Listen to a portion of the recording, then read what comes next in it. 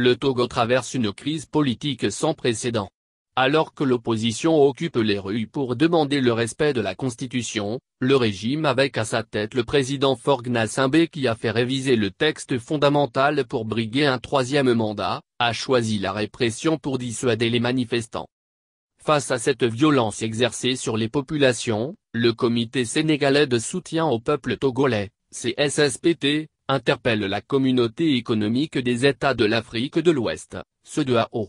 À travers un communiqué, le CSSPT invite l'État sénégalais à faire prévaloir les principes évoqués face à Yahya Jammeh, ancien président de la Gambie délogé par les forces armées de la CEDEAO, et à s'impliquer activement dans la défense des idéaux de démocratie et des droits des peuples.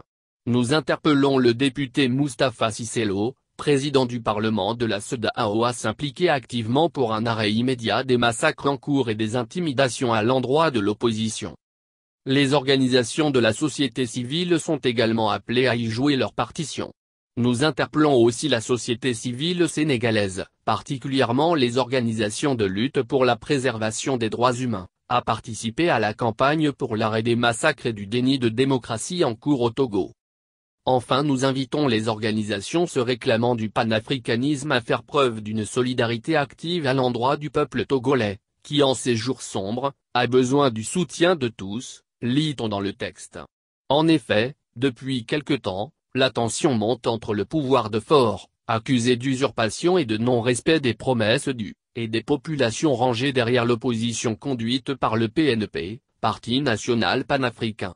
Selon la source, Faure casse les vieux codes politiques et refuse de s'inscrire dans les démarches identitaires ethniques, régionales et religieuses. Le peuple avec l'appui du PNP dit non à la dictature de Faure, à ses répressions contre l'ethnie Tem et les musulmans plongeant le pays dans un état chaotique.